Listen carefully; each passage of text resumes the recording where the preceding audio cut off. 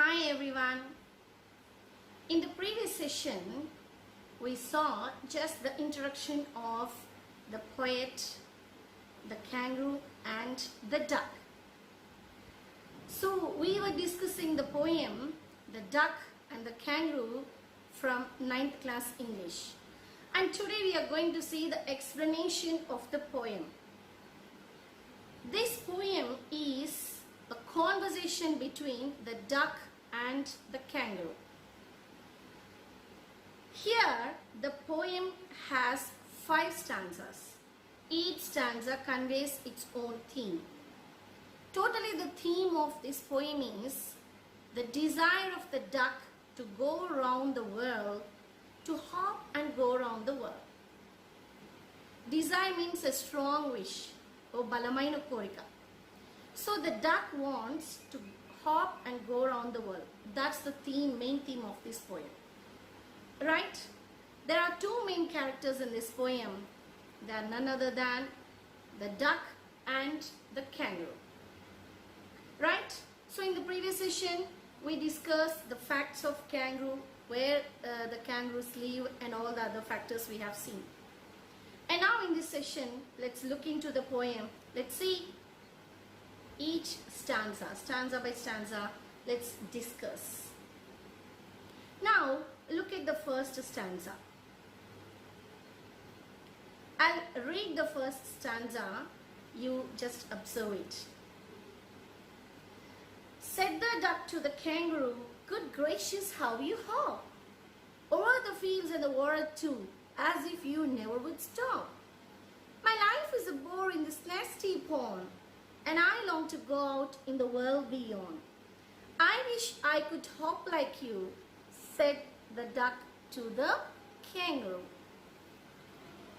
Right, so this stanza conveys the wish of the duck to hop and go around the world. So, duck is an animal which lives in a water place, a pond, whereas kangaroo is a land animal. And here the duck is conveying its wish to the kangaroo. So the first 2 lines says, said the duck to the kangaroo, "Good gracious, how you hop." So the duck was praising the kangaroo in these first 2 lines, we can see. So what was the duck saying here? Good gracious, how you hop. So generally when we get surprised at seeing something, we say, "My God," we say. So this is an exclamation like that. So it's an idiom which expresses an exclamation. Good gracious, how you hop. So the duck said to the kangaroo, "My God, kangaroo, what a wonderful creature you are. How you hop like this? You hop over the fields, you hop over the seas, as if you never would stop. My God, how you hop, kangaroo. You hop over the fields, you hop over the seas, and as though you never would stop, as if is nothing but as though. So as though you never would stop, asal agavemo annatluga you hop like anything. My life is bored in this nasty pond." You see, you hop and go around the world and see my life here. Look at this picture. What's the mood of this duck here? Yes, the duck is very disappointed, feeling bored. Why the duck was feeling very bored? The duck got really bored to always live in the pond. The duck got bored to live in the pond. And that's why it's saying, "Oh, I feel very bored to live in this nasty pond." Nasty means what? Unpleasant, bad.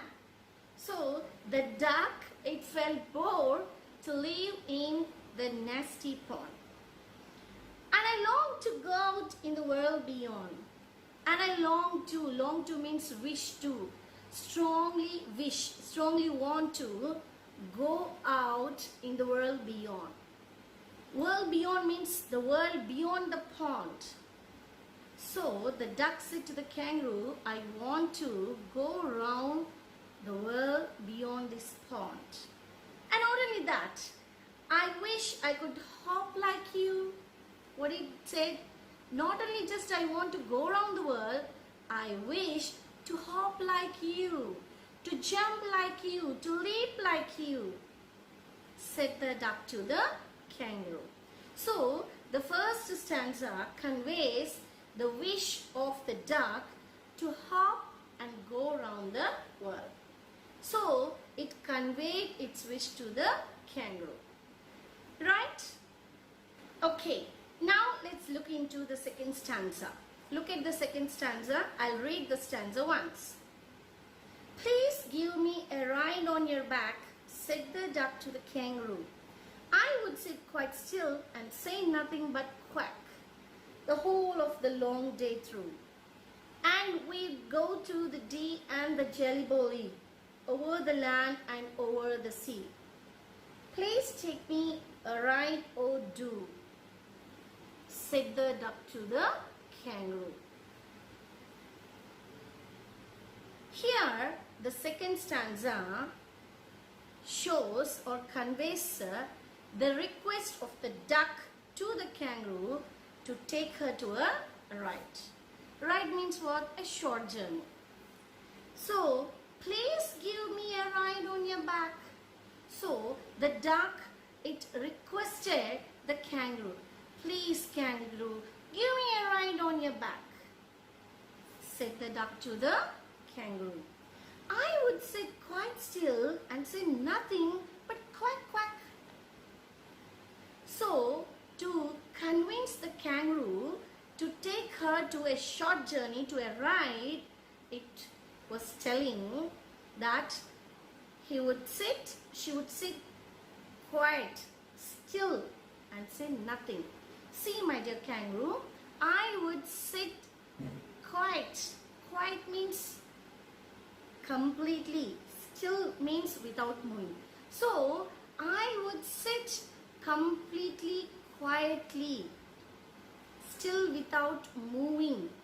But simply say quack quack. I won't talk, I won't disturb you. Okay, I would sit quite still. And here you observe the word quiet, Q-U-I-T, quiet.